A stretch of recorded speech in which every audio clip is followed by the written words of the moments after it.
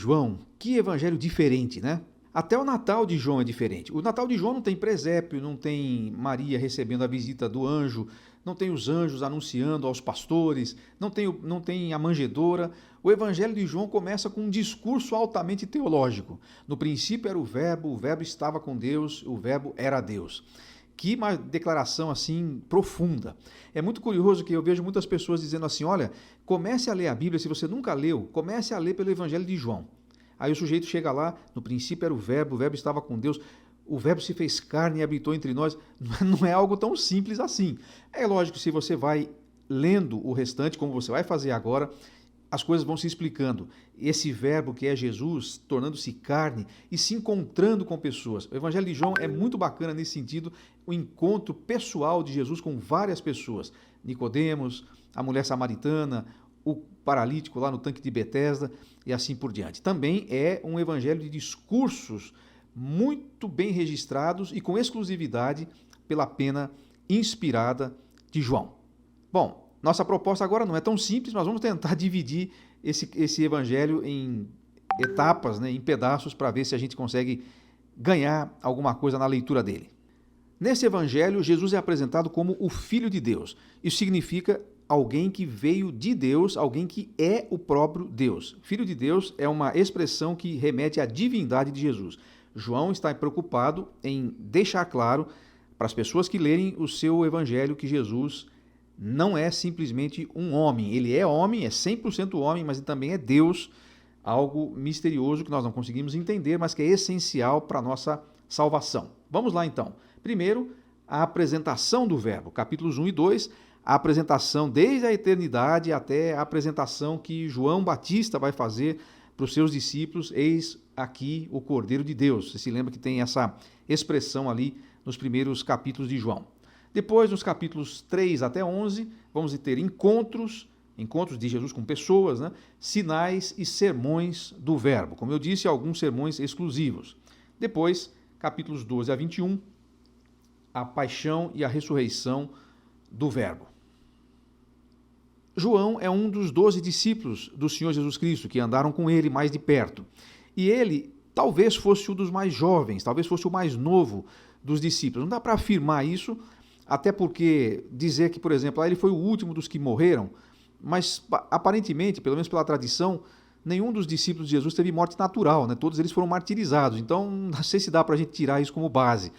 Há uma outra argumentação, que não sei se você já ouviu, mas que é ainda mais improvável, né? Então, no dia da ressurreição de Jesus, né, quando eles foram ao sepulcro, Maria Madalena falou, alguém tirou ele de lá e tal. Então, Pedro e João saíram correndo. E João correu mais depressa e chegou à frente de Pedro. Aí Pedro chegou depois dele, mas o João ficou na porta do sepulcro e o Pedro passou e entrou. Então, alguns dizem, tá vendo, Pedro demorou mais para chegar, porque João era mais jovem. Bom, não sei se dá para a gente chegar a essa conclusão por causa disso, né? Mas o fato é que João foi o último dos apóstolos a morrer. Provavelmente tenha sido martirizado depois de ficar preso lá na ilha de Patmos. Agora, por que ele se chamava de o discípulo a quem Jesus amava? Será que Jesus o privilegiava? Será que Jesus o amava mais do que aos outros? Não, não é por causa disso. Você se lembra daquele episódio no cenáculo, que João mesmo que narra, que eles começam a discutir, os discípulos, quem é que vai traí-lo? Porque Jesus falou, um de vocês vai me trair. E aí deram um sinal para ele, porque ele estava reclinado no peito de Jesus. Então, a impressão que ele mesmo passa ao relatar isso, e ele não diz que ele é o discípulo a quem Jesus amava, mas todo mundo entende que era dele que estava falando, é que ele tinha uma boa proximidade com o Senhor Jesus.